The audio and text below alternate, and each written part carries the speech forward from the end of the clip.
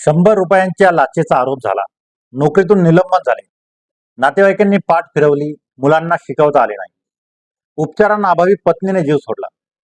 सगळा संसार होत्याचा नव्हता झाला आणि तब्बल 39 वर्षांनी लाचेच्या आरोपातून निर्दोष मुक्तता झाली. वयाच्या 80 वर्षे पार केल्यानंतर न्याय झाला, पण ₹100 लाचेसाठी 14,000 दिवसांची अदृश्य शिक्षा भोगावी लागली. ही कहाणी आहे मध्य प्रदेशमधील रायपूर येथील जागेश्वर प्रसाद अवधेया यांची. नक्की काय घडले त्यांच्या आयुष्यात, या व्हिडिओमधून जाणून घेऊया. नमस्कार, मी रवी आणि तुम्ही बघताय सॉलिड बात. घटना आहे 1986 ची. छत्तीसगडची राजधानी असलेल्या रायपूरमध्ये राहणारे जागेश्वर अवधेया मध्य प्रदेश परिवहन महामंडळाचे क्लर्क पदावर नोकरीस होते. बीबीसी इंडियाला दिलेल्या मुलाखतीत जागेश्वर अवधेया सांगतात, त्यांच्या एका जोडीदाराने त्यांना न केलेल्या कामाचे बिल करण्यास सांगितले. त्याने स्पष्ट नकार दिला. त्या जोडीदाराचे वडील पोलिसात होते. या घटनेच्या तिसऱ्या दिवशी एक गृहस्थ कार्यालयात येतात. अवधेया यांना काही समजण्यापूर्वीच घाईघाईने त्यांच्या खिशात काहीतरी कोंबतात. ते खिशात हात घालून पाहतात तर ₹100ची नोट. ते काही विचारणार तोच बाहेरून आलेले 2 पोलीस कर्मचारी व अँटी करप्शन विभागाचे अधिकारी त्यांना ₹100ची लाच घेतल्याच्या आरोपात अटक करतात. हे सर्व घडून गेल्यानंतर त्यांच्या लक्षात येते की न केलेल्या कामाचे बिल काढण्यास आपण नकार दिल्यामुळे जोडीदाराने त्यांच्या वडिलांच्या मदतीने हा सापळा रचला होता. मग अटक झाली. खटला चालला. अवधेया यांना नोकरीतून निलंबित करण्यात आले.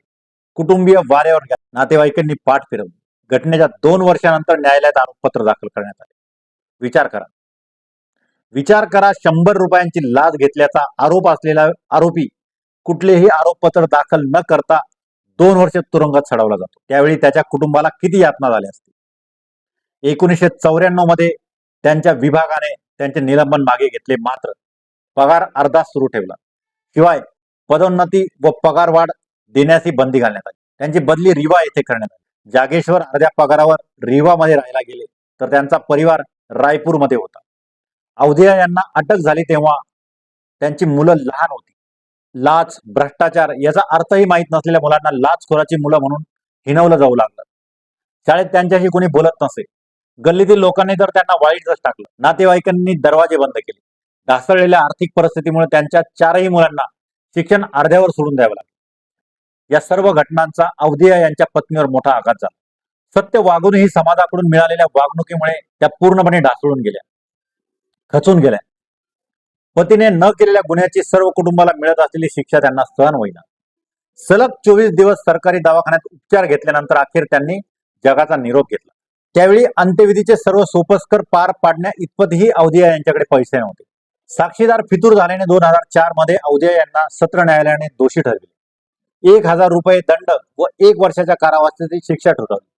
पण अवधेया यांनी हार मानली नाही. न्यायासाठी उच्च न्यायालयात धाव घेतली. तेथेही हा खटला 20 वर्षांहून अधिक काळ चालला. या दरम्यान कुटुंबासाठी अवधेया यांनी मिळेल ती कामे केली. कधी बस एजंट झाले, तर कधी गाडीत प्रवासी जमा करण्याचे काम केले. बघा, ₹100 चोरीच्या खोट्या आरोपाने त्यांना तब्बल 14,000 दिवसांच्या एका अदृश्य कैदेत ठेवले आणि मग उजाडले 2025 साल. उच्च न्यायालयाने त्यांना या आरोपातून आता निर्दोष मुक्त केले आहे. आता जीर्ण झालेल्या भिंतींकडे पाहत, सुरकुतलेल्या चेहऱ्यावरून थरथरता हात फिरवत 84 वर्षांचे अवधेया म्हणतात, निर्दोष सुटल्याचा आनंद व्यक्त तरी कसा करू. न केलेल्या गुन्ह्याची जी शिक्षा मिळाली ती आता या आनंदापेक्षा मोठी आहे. माझ्या आयुष्यातील 39 वर्षे गेली. सन्मान गेला, पत्नी गेली, नातेवाईक दुरावले, जे आता परत कधीच येणार नाही. कासवाच्या गतीने होणाऱ्या निवाड्यांमुळे आजही भारतातील न्याय व्यवस्थेमध्ये 65% अधिक खटले प्रलंबित आहेत. खोट्या गुन्ह्यात अडकलेले अनेक अवधेया आजही अदृश्य शिक्षा भोगत असतील. त्यांना न्याय कधी मिळणार? तुम्हाला काय वाटतं मित्रांनो? अवधेया यांच्यावर खरंच अन्याय झाला का? त्यांच्यासारख्या इतरांनाही लवकर न्याय मिळायला हवा का? कॉमेंट करून नक्की सांगा.